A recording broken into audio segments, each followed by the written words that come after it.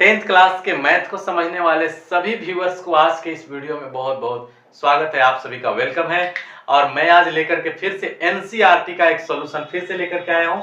आप एक्सरसाइज देख सकते हैं 6.2 है और इसी में कि मैं इंपॉर्टेंट सवाल को फिर लेकर के आया हूं। ठीक है, सबसे पहले सवाल नंबर 8 जो सवाल है वह थेल्स प्रमेय का विलोम है। अतः इसमें ज्यादा ध्यान न देते हुए आप थेल्स प्रमेय का विलोम को आप सीख जाओ, इसके बाद ऑटोमेटिकली आपको आ जाएगा। ठीक है, तो आप उसी को कर लीजिएगा। थेल्स प्रमेय का विलोम टाइप का नाम का मैं एक वीडियो बना चुका हूं ऑलरेडी। इससे आज से ठीक 5 से 10 दिन पहले के अंदर में ही होगा, आप देख सकते हैं जाकर के। तो 8वीं नंबर क्वेश्चन अगर नहीं समझ में आती है तो हमें बताइए, फिर से मैं बना दूंगा। इसी क्वेश्चन 8 नंबर को बना दूंगा। अब बात रही क्वेश्चन नंबर 9 और 10। 9 अगर आता है तो 10 भी आ जाएगा। अब बात रहा 9 को, तो 9 को बनाएंगे कैसे? देखो, हमने कल ही बताया था कि अगर थेल्स जानते हो तो सब जानते हो। इस चैप्टर का रहस्य थेल्स में ही घुसा हुआ है, अतः थेल्स से ही बन जाओ। थेल्स प्रमेय याद कर लो, अच्छे से फ्रेश कर लो, प्रैक्टिस कर करके ठीक कर लो। ठीक है, तो आते हैं इसको सीखते हैं। सबसे पहले हमें करना क्या है, सिद्ध ये करना है कि एओ और बीओ। अच्छा, एक बात आपको और टिप्स देता हूं। जब आप ज्योमेट्री कर रहे होंगे ना, तो एक बात का हमेशा ख्याल रखिएगा कि जो आप स्टेटमेंट पढ़ो उसको चित्र में समझने की कोशिश करो। चित्र में गिवन स्टेटमेंट क्या है और सिद्ध क्या करना है। अगर ये दो बातें पकड़ में आ गई तो समझ लो कि खेला खत्म हो गई। कुल मिला के बात समझ में आ गई, समझ लो नैया पार हो गई। एओ और ओबी, एओ बटा ओबी लिखा है, बीओ लिखा है तो ओबी है ना, हुआ एओ बटा ओबी। ये ऊपर के ट्रेंगल का समझो, या एक इस ट्रेंगल को समझो या इस ट्रेंगल को समझो, ऐसा भी हो सकता है। हम तो ज्यादा बेहतर समझेंगे कि इस ट्रेंगल को समझिए। इस ट्रेंगल और इस ट्रेंगल में जो एओडी ट्रेंगल एओडी और ट्रेंगल बीओसी में जाकर समझो इसको। ठीक है, इन दो ट्रेंगल्स में आप देखने की कोशिश करें कि एओ जो है वह एओ बटा ओबी है, दो ट्रेंगल का दो साइड है। अच्छा, फिर है सीओ बटा डीओ, तो सीओ देखो इसी ट्रेंगल का एक साइड सीओ है और ओडी भी है, सीओ और बटा ओडी। ठीक है, तो आप पकड़ में आ सकता है। अच्छा, एक बात लेकिन इसमें गड़बड़ क्या दिखेगा, फिर गड़बड़ क्या दिखेगा कि एओ बटा हम ओबी, तो एओ मान लिए कि इस ट्रेंगल का था, समझिएगा, और फिर दूसरा का जो सीओ लिखा है वो तो इस ट्रेंगल का है। तो अनुपातिक राशि तो जब भी होगा तो वह किसका होगा, समझिएगा। ये यूनिक पॉइंट में बता रहा हूं, पकड़ने का तरीका। हमने इस ट्रेंगल को लिख तो लिया अनुमान के आधार पे, लेकिन एओ जो है इस ट्रेंगल का हिस्सा है और सीओ इस ट्रेंगल का हिस्सा है। जब हम अनुपात ले रहे होते हैं तो वह हिस्सा हमेशा उसी ट्रेंगल का ऊपर होना चाहिए और उसी ट्रेंगल का नीचे होना चाहिए। नहीं समझे? जैसे एओ हम इस ट्रेंगल का लिए, तो इसमें भी जो होना चाहिए ऊपर का हिस्सा वो इसी ट्रेंगल का होना चाहिए। तो क्या इस ट्रेंगल का हो पाएगा? नहीं। इसका मतलब कि हमारा जो कॉन्सेप्ट है वो गलत हो गया।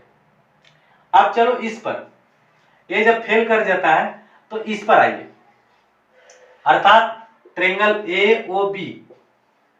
एओबी में और ट्रेंगल क्या डीओसी में, ट्रेंगल डीओसी में। ये मैं समझाने का प्रयास कर रहा हूं कि आपको कैसे समझना है। एक होता है ना हिट एंड ट्रायल मेथड, तो वही हिट एंड ट्रायल मेथड का हम उपयोग कर रहे हैं ज्योमेट्री में। आपको ये बात को बहुत अंतर तक समझना पड़ता है। आओ, तो एओ जो है इस ट्रेंगल का है और ओबी जो है इसी ट्रेंगल का है ना। अब एक ही ट्रेंगल का ये भुजा अनुपाती की बातें कुछ गड़बड़ है। एक में हो रहा था कि इसमें ऊपर था, इसमें जब फिर आया तो इसमें का एक साइड सीओ आ गया। इस हिसाब से हमने इस ट्रेंगल को नहीं माना। इसको ले रहे हैं तो क्या हो जा रहा है कि ए वाला साइड और ए वाला साइड दोनों तो ट्रेंगल, एक ही ट्रेंगल का साइड हो गया ऊपर। क्या हो रहा है, एओ बटा बीओ, एओ बटा बीओ, ये एक ही को अनुपात जो मिल रहा है, ये अनुपात जो लिखा हुआ है ये एक ही ट्रेंगल से कैसे, एक ट्रेंगल इससे होना चाहिए था, एक ट्रेंगल एक साइड इससे होना चाहिए था, एक साइड इससे होना चाहिए था, लेकिन ऐसा तो है नहीं। फिर यहां भी गड़बड़ी है। अब तो कोई ऑप्शन ही नहीं, तब जरूर कोई ना कोई गड़बड़ी है यहाँ पे, उसको हमें पहले ठीक करना पड़ेगा तभी जाकर के बनेगी। तो गड़बड़ी क्या हो सकता है कि बीओ यहां हो और CO यहाँ हो, गड़बड़ी ये हो सकता है, ऐसे भी किया रहता है। तो ये बात आप ही को समझना पड़ेगा। तो इसको हम क्या कर दिए एक बार, AO बटा B CO, इस CO को यहाँ ला दिए और BO को यहाँ छोड़ दिए और DO अपने जगह पर जहाँ हमने इसको यहाँ किया, इसको यहाँ, ऐसे भी इन दोनों में गुना होता है और गुना के टर्म आगे पीछे हो सकते हैं, इससे कोई दिक्कत नहीं होती। तो हमने AO बटा CO समझा, AO बटा CO। अब देखो तो AO बटा CO, AO इस ट्रायंगल ऊपर वाले का है और CO इसका है नीचे वाले का। अब अगर हम समझे इसको BO, तो BO किसका है, BO ऊपर वाले ट्रायंगल का है और DO तो ये नीचे वाले ट्रायंगल का। अब आया बात लाइन पे। फाइनली हमने क्लियर किया क्या कि ऊपर का ट्रायंगल अप साइड, ये वाला ट्रायंगल और ये वाला ट्रायंगल, इन दोनों में आप चलो क्या क्या मिलता है, बराबर बराबर देखेंगे क्या क्या मिलता है। पहले तो हमें बराबर कुछ मिलना चाहिए तब तो सिद्ध कर पाएंगे। ये बात सिद्ध करने के लिए हमें क्या करना पड़ेगा, इन दोनों त्रिभुजों को समरूप करना पड़ेगा। भुजाओं का अनुपात को बराबर दिखाने के लिए दो त्रिभुज को समरूप करना पड़ता है। कारण है, नियम कहता है यदि दो त्रिभुज समरूप हो तो उनके संगत भुजाओं का अनुपात बराबर में होता है। अब भाई इस त्रिभुज और इस त्रिभुज का ही जब यह हिस्सा है तो इन दोनों त्रिभुजों को पहले समरूप करें तब तो होगा। बोलिए, करना पड़ेगा ना पहले जी, यही सब बातें पहले समझना पड़ता है। हमें अनुपातिक राशि सिद्ध करना है तो त्रिभुजों को समरूप करना पड़ेगा। अब जब समरूप करना है तो समरूपता के 4 कंडीशन जानने पड़ेंगे। अब ये भी बताना पड़ेगा, है कि नहीं? चलो भाई बता देते हैं। चलो ठीक है, एंगल एंगल समरूपता पहला, इस सबसे ज्यादा यूज होता है, याद रखना। दो ट्रायंगल में दो एंगल मिल गए बस हो गया। जैसे यहां पर देखो दो एंगल हमको मिल चुका है पहले से। कैसे? क्योंकि ये लाइन इसके समांतर है। इसको अलग देखते हैं जरा, लाइन समांतर है, एक लाइन ऐसे खींची तो ई जो कोण हुआ इस कोण के बराबर हुआ, है ना?